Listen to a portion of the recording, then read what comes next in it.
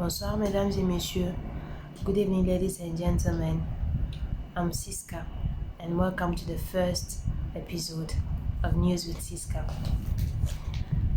Here is a platform whereby headlines of the week will be summarized in French. Donc, je disais que sur cette plateforme, l'actualité de la semaine sera résumée pour vous faire comprendre ou pour vous tenir au courant de ce qui se passe dans votre pays d'accueil qui est le Ghana. Parce que je sais que beaucoup d'entre vous ne suivent pas l'actualité, sauf quand le président s'adresse à la nation. Donc je suis là pour vous alléger la tâche. Donc comme vous le savez tous, la semaine passée, le Ghana a fêté ses 65e année d'indépendance. C'est-à-dire le 6 mars 1957, le premier président, Dr Kwame Nkrumah, a lutté pour l'indépendance de la Côte d'Or. Donc, comme vous le savez tous, la cérémonie a été organisée à Cape Coast, dans la première capitale du pays, vu que c'est une ville qui engorge beaucoup de sites touristiques et une ville historique. C'était, un moyen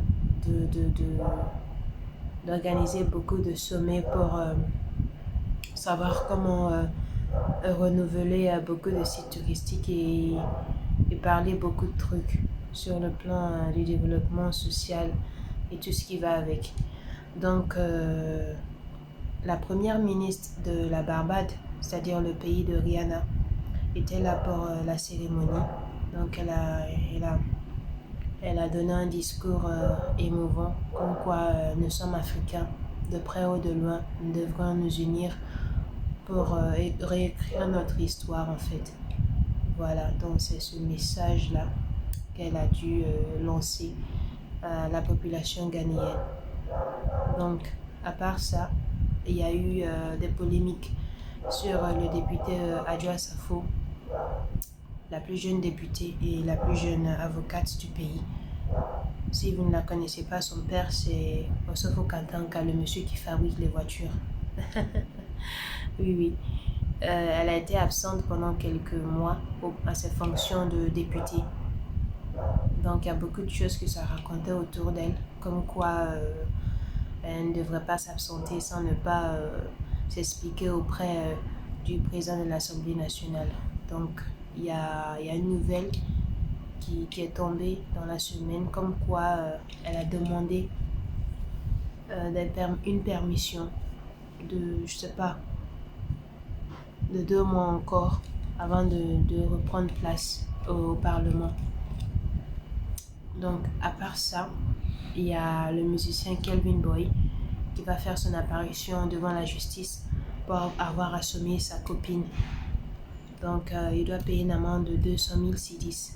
Vous savez que c'est beaucoup d'argent, 200 000 cedis, c'est pas petit. Espérons que cette affaire soit réglée à l'amiable. Et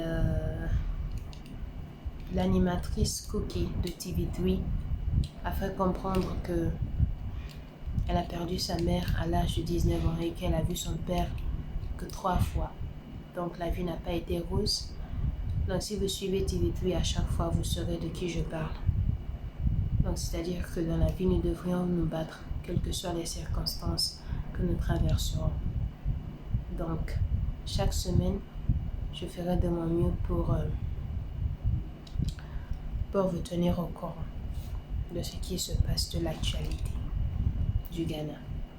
Donc, merci de m'avoir accueilli auprès de vos écrans et je vous demande de souscrire à ma chaîne et liker et partager mes vidéos.